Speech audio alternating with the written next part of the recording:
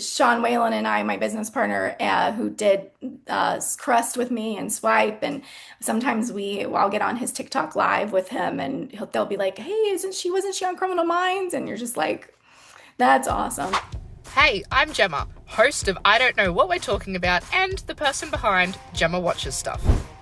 Here's how the show works: one guest, 5 topics, one surprise selection, and absolutely no script. Just pure, fun, chaotic conversation. This episode, we have the incredibly talented Rebekah Kennedy. You may recognise her from Criminal Minds, Law and Order SVU, or even Station 19. Perhaps you've seen her in some of her unforgettable horror work, including Two Witches, Crust, or The Veil. She's an actor with incredible range, and I can't wait for you to hear this conversation. Let's jump in. Hello, my name's Gemma, and this is I Don't Know What We're Talking About, the podcast with absolutely no plan, no script, and a whole bunch of chaos. Joined with me today, I have Rebekah Kennedy. Rebekah, how are you?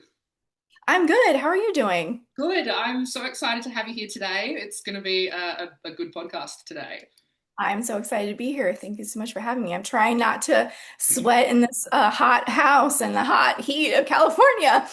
Well, I'm happy to do a swap because we're just coming out of winter here, but it's been one of the coldest nights on record recently. So I've got the heater on inside. I'm freezing. The sun's out today, which Oh, is lovely, but it's been cold and wet and miserable over here. So I'm happy to do a swap if you'd like. yeah, we are the exact opposite weather. For sure.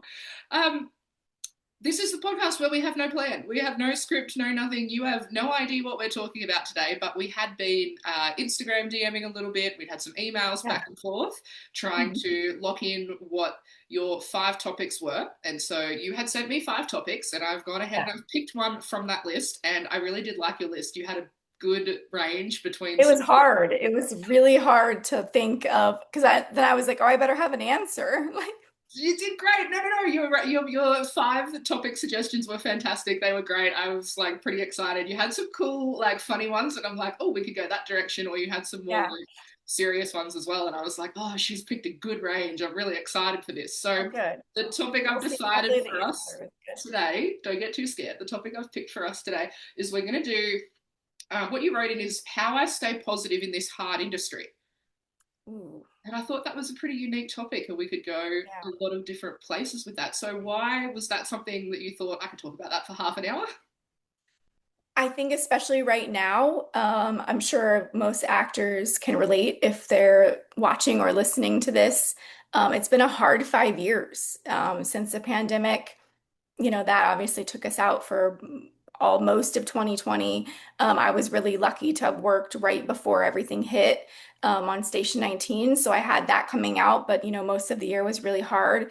And then, of course, going into 2020, 2021 was hard. And then we've had the SAG-AFTRA had their strike for like 6 or 7 months. And then we've had the fires this year. And so it just feels like kind of an onslaught of things, and it every time we say, oh, it's going to get better, oh, things are turning a corner, it seems like something else happens. So I feel like right now is a really difficult time to see the light, to stay positive, to not get discouraged because things are slow, things aren't happening. So I thought that would be an interesting thing to kind of discuss, and how to kind of stay the course. So, before COVID sort of hit and then everything sort of started rolling downhill, what was it like for you before it started to feel really difficult? So, were you thriving? You were doing Station 19, things were happening. Was it all smooth sailing, I guess, before that? I mean, look, it's always hard. Let's be honest, right? This industry is never easy. It's never been like, oh, this is, be an actor and it'll just be great. I mean, it's always hard. But yes, I mean, things were going well. I was auditioning a lot. I was working a lot. Um, and then COVID hit. And it's funny because right before COVID hit, I was up for a series, and I didn't end up getting it. But it's like things were like, oh, this is, I was down to like the final 2 girls. It was exciting. And then of course COVID hit, and then all of that kind of, has much slowed down. And this year in particular has been particularly hard, which is why I've shifted to, making a lot of my own work as well. So, it's like I've it's been hard, but there's been, new things as well have grown in different ways. And it's like forced me to look at things differently. Mm. So when COVID first hit for you and you realized that, oh, lockdowns are becoming a thing and everybody's health, is in question, and I'm guessing working then became really difficult because, tests and masks and, all the rest of it. Yeah. Was that, how was it working when all that sort of started? Did that impact being on set? Did that impact auditioning for roles? How did COVID actually like impact your job? Yeah, I mean, I did a couple projects during the like when we were still masked, when we were still testing.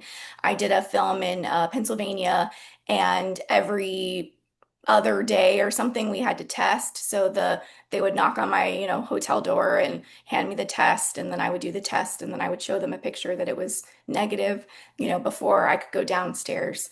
We were still, wearing masks. Yeah, I did another project in like 2021 where similar, like we were still masked up, we were still, kind of eating. For people that don't know, on a set, normally, you have a big buffet of things to choose from, right? That's kind of, how they normally do it. But during this time, it was like everything was individual meals. You had a lot of sets, people were eating by themselves or in their trailers or isolated. It thankfully, the film I did in Pennsylvania was a small cast. It was mostly just me and the other actor, and so we were still able to like bond and have that connection. But I can imagine for people that were working on bigger shows, feeling very isolated would be difficult because you're used to that collaboration. You're used to that, lunchtime is when you talk and joke and laugh and bond. And if you don't have that, it feels very kind of like you're doing it alone, which is not the filmmaking process. And then auditions, yeah, I mean, obviously everything was self-tapes, every live auditions went away. They still haven't really come back. Commercials, we'll do some live, but some theatrical, which is film and TV, but mostly it's still self-tapes. And people were traveling less. They were, I would audition a lot because I live in LA. I auditioned for a lot of stuff in New York and Chicago and different Atlanta and different cities, but because of what was going on, they weren't traveling people because it's a risk, right? It's a risk to get on a plane. It's a risk that you're going to come with something, and then you can't work. So they were casting a lot more locally, and not as much films here, so that was also impacted. So it was, and just navigating a whole new way of working. And I feel like we're still kind of trying to figure it out, you know. So in the aftermath, then having being stuck and isolated, I think what you touched on is a really good point. I think we those of us who don't work in this industry imagine that a lot of like behind the scenes and between actual shooting on takes, that there's chances to hang out and talk to cast and crew and all that sort of thing, and you touched on that you were quite isolated and had to sort of sit separately and things like that, and thankfully you had your small cast, so it was just you and whoever you were working with, that you weren't too Yeah. isolated. But I imagine that still would have been a really weird experience though. Yeah, I mean, thankfully, like by the time we filmed, we weren't still having to do quarantine, but a lot of, excuse me, productions were still quarantining their actors if they traveled. So you were having to sit in a hotel room for 2 weeks, and not see anybody, not go out before, you could work to make sure that you weren't going to bring anything on set. So it was, and of course, people are struggling. People are struggling to pay their bills, to qualify for insurance, health insurance, and still to this day, people are still. So it's been it's. I felt like that topic was interesting because there's a lot of negative that feels like it outweighs the positive. So how do you find the positive in all of this? Hmm. You know? Well, let's go Yeah. there then. So COVID has sort of been and gone, and although its Yeah. remnants are still around, we're dealing with the situation a lot better now. So how do you find auditioning and the process of working now versus what it was in the peak, 2020, 2021 area where we were all isolated and I feel like everybody lived on Zoom. So how does it, weigh up now? Because I was also really interested because you mentioned like self-tapes rather than in-person auditions. Yeah. So, and you Mhm. said it sort of hasn't shifted back to that. Do you think because of technology and how it sort of worked during that period, will it ever go back to face-to-face auditions, or what's your experience been with that? I mean, most of my auditions have been over like self-tape or a meeting on Zoom. Like much like this. Some callbacks are on Zoom or chemistry reads now. They can do it, kind of like this. Of course, it's never going to be the same as like being in person. It's just never going to replace it, but it's better than nothing. Thankfully now it's like things have kind of gone back to normal as far as on set goes.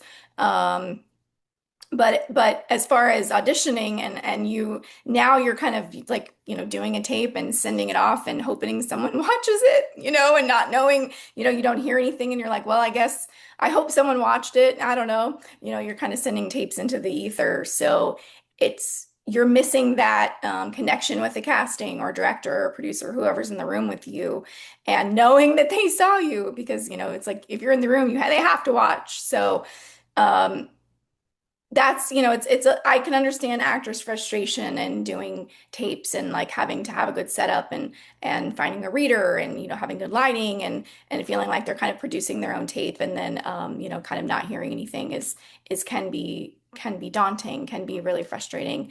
Um, I'm happy for the opportunities. I mean, I booked, the Lincoln Lawyer off tape. So, and before COVID, I booked SVU, Law and Order SVU off tape. So there still are those opportunities and they still happen. Um, it, it feels like you don't know if you're kind of screaming into the void and you don't know if anyone is screaming back. That's what's tough, It you know? sounds really stressful. Like it sounds like nerve-wracking, anxiety. Like I feel like, and then the frustration, like you mentioned as well. Like because if you're just putting all this time and effort into, like you said, producing, like if you've got to think about, Yeah. your camera setup, your lighting, your angles, if you're trying to do all of that, it really is producing your own audition tape, which to me Yeah. seems crazy. And so you have to put all of that extra work and effort into doing that, plus your actual craft, the thing that you actually do, which is act. So then you get to do that as Exactly. well. And then you've got all the technology side of it as well. You've got to make sure that it's the right file type and you can submit it the correct way, or whether or not it's emailed or iCloud or Dropbox or whatever you're using to get it out there. You've got to deal with all of Right. that tech as well. And Edit it together, yeah. yeah, so And maybe you get, a couple of a day or two to do it. The nice thing, I mean, the positive thing about self-tapes is of course you can send the performance in that you want, which is nice. Of course you can do multiple takes, you can make sure that the performance that you're sending in is the one you want to be sending in. So that's the nice side of it, when you're in the room. If it goes south and you don't get another chance, it's like, well, that was your chance, right. sorry about that. Do better next time. But Like if so you that trip is on the your way nice, in, if you trip on your way into a thing and you face plant, right, it's like, well, there goes that. But at least with this, you've right. got time to, You can oh, at least let me like, that part. like, oh, that take didn't go so well. Let me Yeah. try again. Okay. Yeah. So So there is. there is some positives to it. Yeah. Um, but it does feel like a very isolating thing when you're kind of doing it and not knowing, if anyone is looking, Yeah. but Especially it's because part of the business. yeah, but especially because creating something is, like you've already mentioned, like it's a group thing, it's a collaborative effort, like, between takes, you're talking to people, you're laughing, having a good time on set.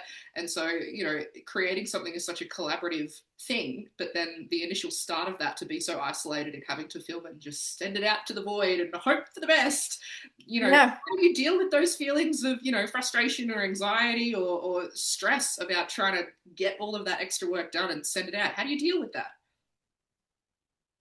That's a good question. I think you try. I mean, they always say audition and forget it, right? Send it and forget it. Send it in and you try to like let it go because there's nothing else you can do. You've done your work and you can't control whether they cast you or not, which is totally true and valid. And some roles it's easier than others, right?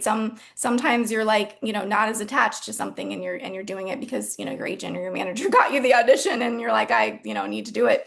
And other roles you're like, oh, I would love to, this would mean something to me. And so those are harder to forget or to let go. Um, I mean, for me, it's like, one audition at a time, get focus on this, get it done, get it edited, get sent in. And especially if you have multiple, in a week or in a day you need to do, it's like you focus on each one. Um, and you kind of have to relinquish any control and just know that like, okay, I did my work, I sent it in. What's been for me is me. I mean, it seems so cliche to say that, but that's kind of all you can do. You just don't have any, um, we have zero control over whether or not we're cast. And it comes down to a variety of things that half the time we don't even have to do with acting, but are, visual based, or someone else, this person ended up taking the role, so now we need to find someone that looks like them, or, it's like there's so many factors that go into it that just aren't personal to us. That's also the other thing I think that helps remind myself that it's not personal to me. Like it's not a slight against me if I don't hear anything. And then sometimes you see who got cast and you're like, oh, of course, like I don't look anything like that, or they played the role totally different, or whatever it may be. And that kind of helps, you know, kind of take some of that pressure off. I think that, you're just doing your best, and that's all you can really do. I think you sort of touched on something else, like it would be, you'd prefer to at least be told no, you didn't get it, like thanks but no thanks, rather than just sending it out into the world and then never hearing anything again, because then you've got to wait, I guess, until you do find out who was cast for that and you go, oh, okay, well now that makes sense. Or I'm sure you've had experiences, I'm guessing, where someone else has been cast and you've been like, I could have done that, why didn't I? Like, have you had that moment where you've been like, you never heard back, you never found out anything, and then you see it or you hear later, oh, so and so got the role that you were up for, and you're like, well, why? You thought you had it, or you had connections, or have you had moments like that? I mean, I think every actor probably has that moment where they're like, but it's subjective, right? Acting is a subjective art form, as anything in art. And so it, you also have to remind yourself they're not necessarily looking for the best actor, they're looking for the best actor for the role. So you could be the best person they saw acting wise, but you just don't fit it for whatever reason. And so you don't get it. And that's kind of um, and being on the other side of it, like I just finished, wrapped my first feature that I acted in and also produced. And so I helped on the casting side. And there were so many wonderful actors that gave great performances, but we couldn't, at the end of the day, obviously only one person can get the role, right? But then sometimes people just weren't quite right.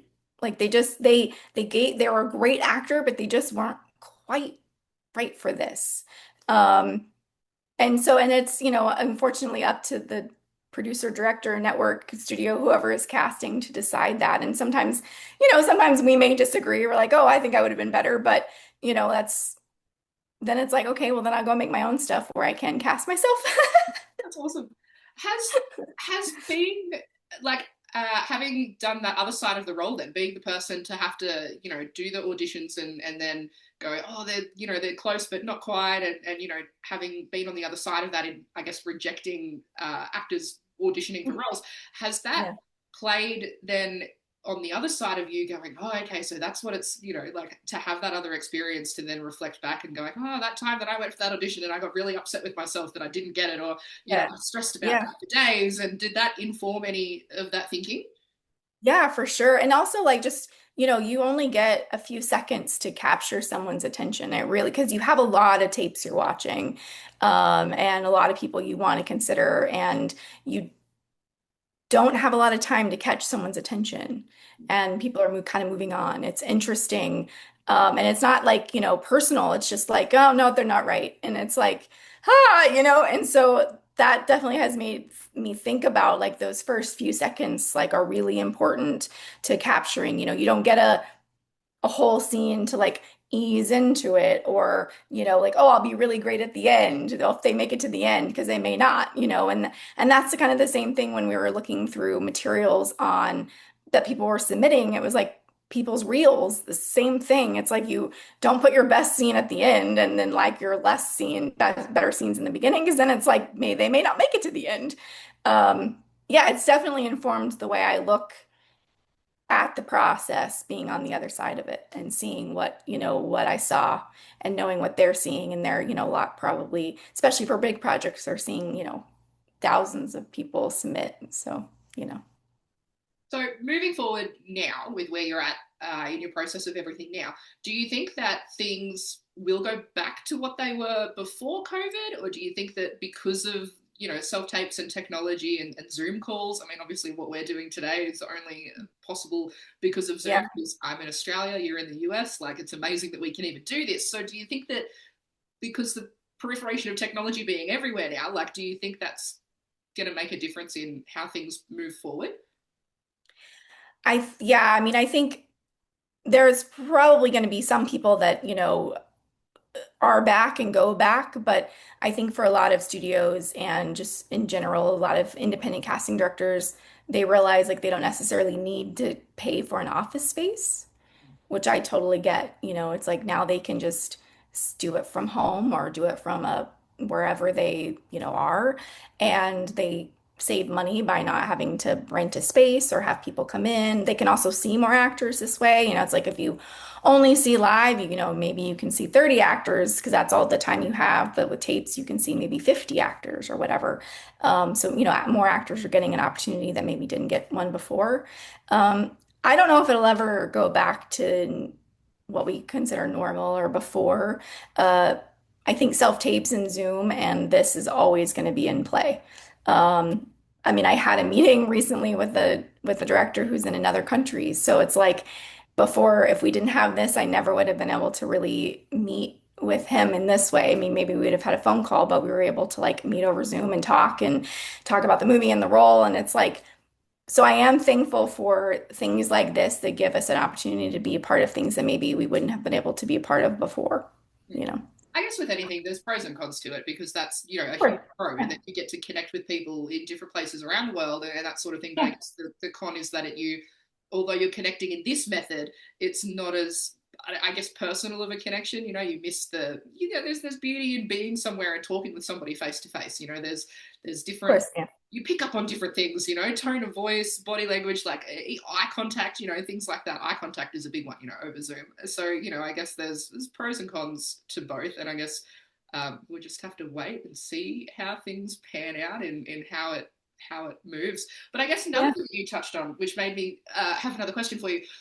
You mentioned that because now there's more opportunity because people don't have to travel. Like I could right. audition, anyone could audition for anything on the other side of the world. It doesn't matter from Yeah. Australia to the US, anybody could audition through this process, Hmm. which means then logically thinking that there's going to be a huge swell in people that want to become actors because Uh-huh. there's more opportunity now to get out Yeah. there and be seen and be heard because of technology. Do you think that's going to Right. make things harder or better, or do you think that's going to impact Probably. jobs and things like that? Yeah. What's your I thought? mean, yeah. I mean, there's more competition because now there can see more people. So there's more people up for roles that maybe there weren't before. So of course, yeah. It's all it's hard to say like darn them because it's like of course everybody wants an opportunity and people and I'm glad for people that didn't have opportunities or having them now. But yeah, of course it's makes everything more difficult. But an already kind of industry that is hard.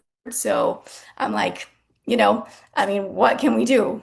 So it's like you can either sit and complain about it, right? And like, or you can do something about it. And that's the last year. I started a production company with my husband last year, and we've produced, like I said, a feature, and I've directed my first short film, and we did a web series. And instead of just like, because yes, it is, while it is unfair or feeling frustration, I can't change it, right? So the only thing I can do is change what I'm doing, and uh, doing my own work is giving me a sense of like, okay, so I do have some control over what I'm doing, putting out there, the work that I want to do, and hopefully. Byproduct work begets work, and other people will see the work that you're doing and want to be a part of that or want you to be a part of them. I think it all is circular, it's all gonna kind of go for full circle. I think the worst thing for an actor is to complain and then do nothing. It's okay to vent or feel frustrated or feel unseen by the industry because I'm sure there's plenty of people that still in all this still feel like they haven't had an opportunity to be seen yet, and that is valid. So it's like get that out, vent, but then like you have to do something, right? Because it will never not their industry will never change for us. They're never going to say you've not had an opportunity. Let me give you one. It just doesn't work, right? Like let me make you a star. Like it doesn't work that way. You have to be as Steve Martin says, be so good they can't ignore you. You have to be in their face. You have to be like, okay, you haven't given me the opportunity. I will give myself one. Here is my work, where they have to see you. Because complaining and just being sad and depressed and frustrated doesn't amount to anything unless you use it to, fuel you to do something about it. And I think the attitude that you have about that is the reason that you are so successful and you have been able to do all of these things because you've got stuff to complain about. Like you're in that you're in that job where you've had COVID, you've had fires, you've had all of this, the strikes, you've had all of this stuff happen. There's plenty that you could be grumbling about. Like you've got plenty on your plate that you could be like, it's not fair. Look at all of this. And you've got good Right. reason to do that. But the fact that you've said in your experience, that's not going to help me get anywhere. Going, hey, here's all the problems that I'm having. Ugh, that's not going to help you grow. That's not going to help you get more work. That's not going to fix any problem. And so to have No. the attitude that you're talking about, to just be like, you know what, forget it. I'm going to get down to work. I'm going to work hard and build something after all of this mess that you've been through, to then come out Yeah. on the other side. And now you've got new projects coming, which we're going to talk about in a little bit, and all sorts of Yeah. stuff happening. So I think that just shows, your character and you being you, and powering forward. Because I think there are a lot of people out there that haven't, been able to bounce back or recover. And yeah, so, well done. It's fantastic. It's Thank you. awesome that you Yeah, I mean, because, power through. life It's a isn't hard thing. Like it really is. right. I mean, life isn't fair, right? It throws all kinds of things at us. I mean, COVID had, that wasn't fair. People passed away. It's like people have lost jobs. People don't, it's like all the things that have happened aren't fair. And there was, like you said, there's plenty to complain about, and it's all valid to Yeah. express frustration and to vent, but then it just can't stop there. It's got to then turn into something, okay, what can I make out of this? And, not the silly like lemons at a lemonade or whatever, but it's kind of that. I mean, you're like, okay, what can I do instead? Because I know that sitting around just breeds more contempt, it breeds more complaining, it breeds more depression, and it just is like just a hole, and then it's really hard to climb out of. Yeah, and I think the lemon out of lemonades thing, it's close, but it's not like I I get the saying, and it is very cliche, but it's close. But I feel like there's a time and place for everything, and there is a Yeah. time and place to sit with grief and pain and all of Mhm. the gross stuff that's been happening in our world and in our lives personally. And there's a time to like sit with that and be like, you know what, this Right. just sucks. This is shit. Right. I hate this. Hmm. This is terrible. Like, and to just sit Yeah. in that, ugh. But you can't stay there because there's a You time and can't place stay for there. everything. You can't stay Yeah. there. So you have to do Yeah. what you have to do to take care of yourself and sit in that place and acknowledge this has been really hard. Being an actor and getting through this time period, has been really hard. But now is the place to now we've finished with that time and place. Now we need to get into this time and place. And there's always going Right. to be like consequences that carry through, and I guess changes and things that carry through from being in this period to then moving into this period. But I guess Yeah. the thing is, I guess you just have to keep moving, which is what you've done, and it's you know great turnout for you. So it's fantastic. Because life keeps going, right? Life keeps happening whether we're in it or not. So it's like I can either choose to jump on the train while it's going or not, because it's nothing is going to stop because my world is hard or things are hard. It and the sad thing is everybody's world is hard. So, some worlds are harder than others, but like just because I'm going through something and it's hard doesn't, I hate to say that no one cares, but in general speaking, the industry doesn't care that it's hard. They're like either figure it out or don't. Yeah, I love that analogy that you jump on the train while it's moving or don't, and if you don't, you Or miss it. don't. Yeah. There'll be Yeah. the train Yeah. keeps going, but you're just going to miss out on this one. So you just catch the next one. Like I love that Yeah. analogy. That's great. Yeah. That works really well. We've reached about the halfway point, which is good because I feel like we've sort of ended really nicely there. So we might play a game now. I might throw you in the deep All end right. a little bit and give you I'm some scared. other questions. Don't be scared. Don't be scared. It's going to be lots of fun. I promise. This or that, it's time for this or that. We're going to play this or that. And as the name suggests, you've got two options, this or that. So I'm going to read out 4 different questions for you with 2 different options. And you just have to choose one and give a little bit of an explanation as to why you chose that one. Okay. The first question for this or that has been a question that we've asked every guest on the podcast so far, and so far everybody has given the same answer. So I'm curious to see if you're going to give the same answer or something different. And it is Okay. hero or villain. Like in general or like for me, You can interpret that however you want to interpret however I it. want. Villain. You've picked the same that everyone else did. Well done. Why is Yeah. that? Why villain? Oh, they're just so much more interesting. I mean, we root for the hero, right? Of course. I mean, but it's just they just are oftentimes more interesting people to follow. Makes it more fun to play a villain, I suppose. Yeah, it also does, yes. I've played a couple and it's of course and they're people, right? That's the thing. No one thinks they're the villain. Everyone is the hero of their own story, and that's what makes acting fascinating for me is like when I am playing someone that is like Masha and Two Witches, for instance, that is really more evil, doesn't there is a reason she does like when you dig deep there it does come from something. She's not just like for the sake of it. And that's what's interesting in acting is sometimes the hero doesn't have as many layers, Cool. so it's yeah. Very cool. Awesome. Second question for you. This one's a bit of a funny one. Would you rather be stuck with slow internet forever or red traffic lights forever? Oh, that's good. I guess slow internet Slow internet? Yeah. I because think then yeah it's frustrating but then like red lights you're always late. it's true. Yeah. One of the followers of the podcast sent that one through, and I was like, oh, I've got to add that in. That one's fantastic. I think That one's good, yeah. to pull it apart. I don't know. I think it depends on what I'm doing on each day to day Yeah. because some days I'm so reliant on internet. Like slow internet today, I would be like, give me the traffic lights. I'm here today doing this, so I don't want the slow traffic lights today. Right. But then other days, Yeah, like, you can choose. Yeah. Yeah. I mean, I lived through the time where we had slow internet, so and it sucked. And now it's like if it's even sort of slow, we complain, right? But I'm thinking about how like you'd just be late to everything, yeah. And I guess Yeah. slow internet's better than no internet. Yeah, So that is true. That is very true. good. Now I've got two more for you. We're halfway through, and I specifically picked some more because I know your history in the horror genre. You've done lots of different movies and things around that, and so we've got two final questions for you, sort of along that line. First Okay. one for you is zombie apocalypse or a cursed demon possessed doll. Probably the doll Okay, why? because I feel like zombie, that's like way more people to do. Like that's Walking Dead, that's like thousands, hundreds of thousands of people that are possibly infected, where the doll, it's like one thing you just have to defeat.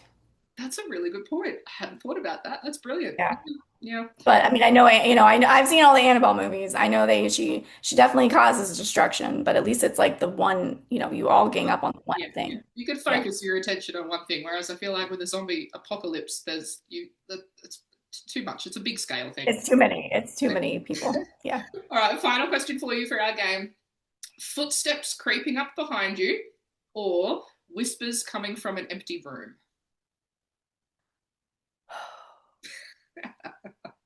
That's good. I think whispers.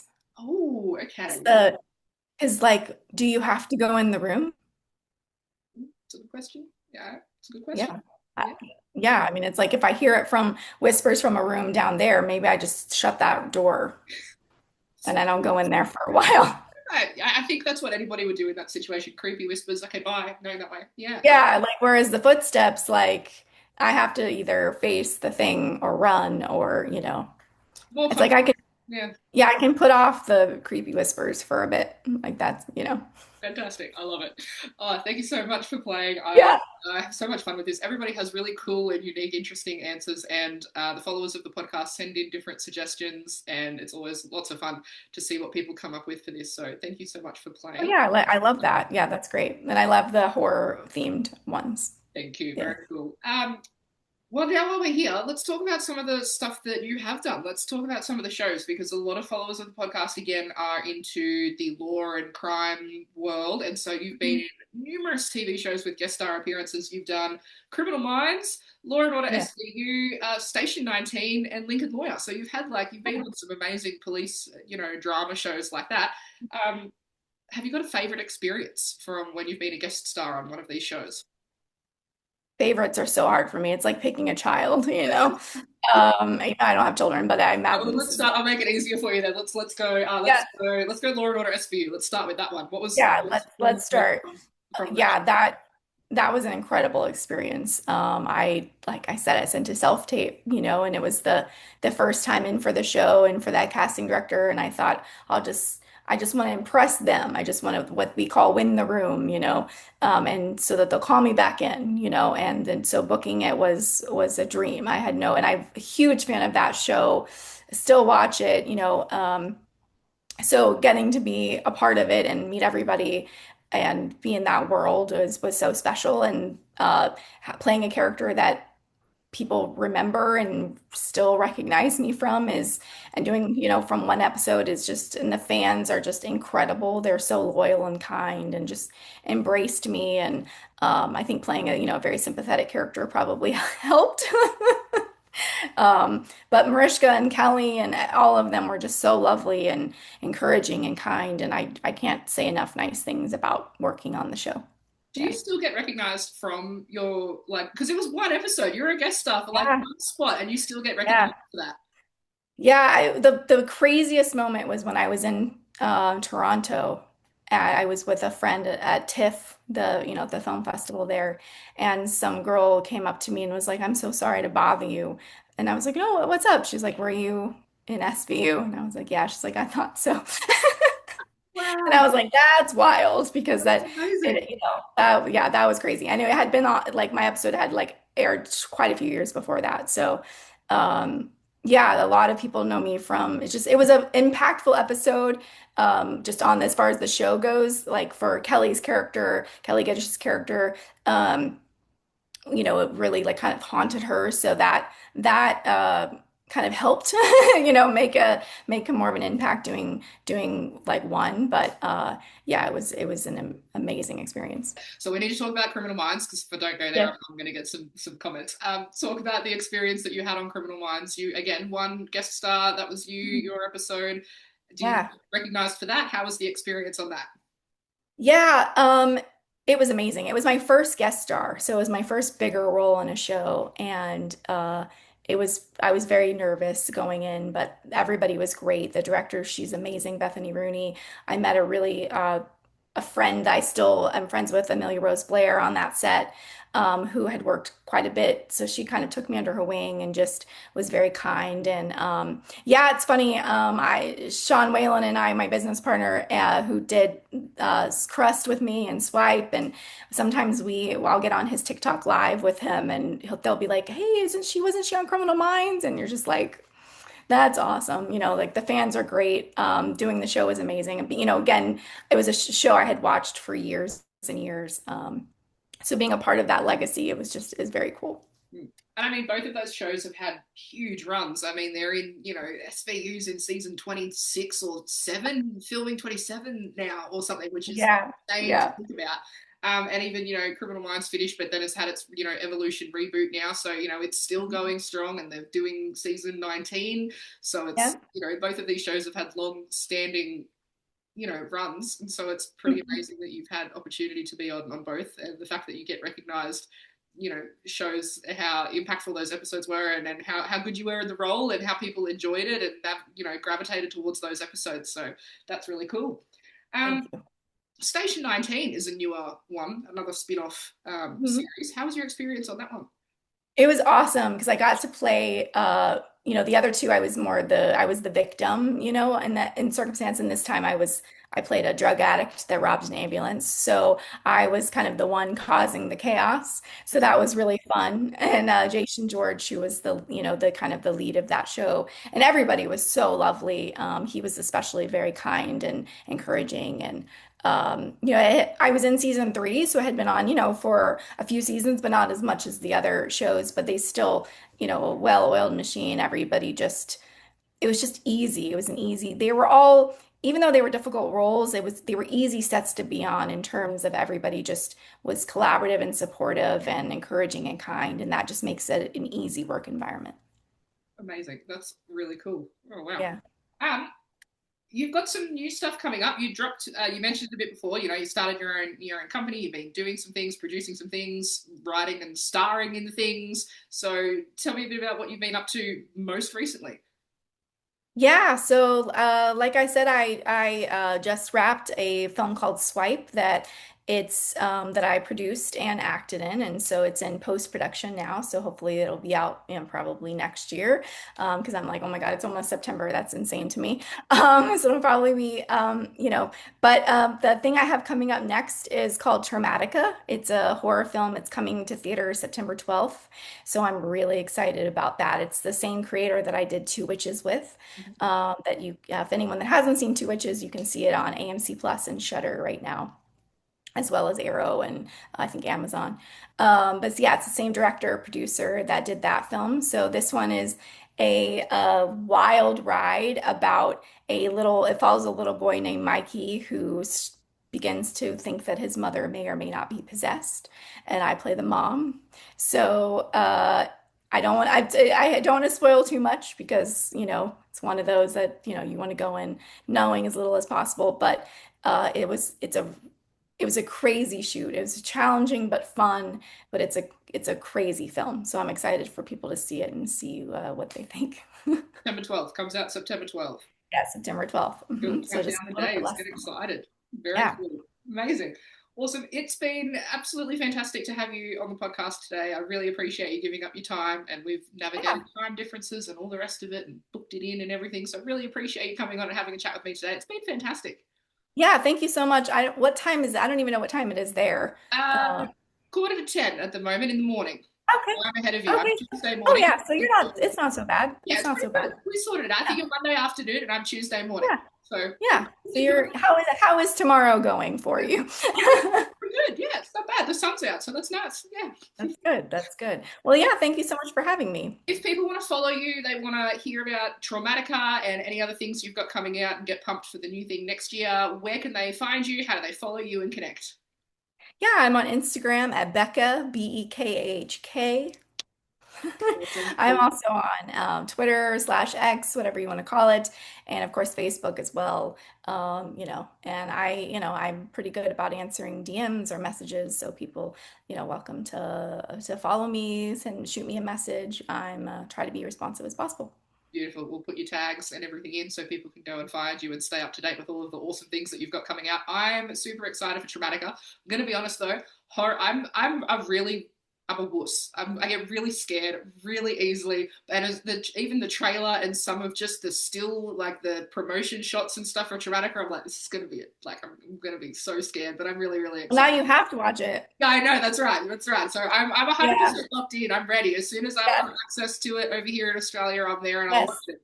But We've had I'm already a scared. couple we've had a couple screenings. We had a premiere and then a screening before that for the public. And a friend of mine came to the public one, and she was sitting like not right next to me, but like a couple seats down. And she's easily scared and not a big horror person. And during the movie, she kept like looking at me to make sure I was still like myself.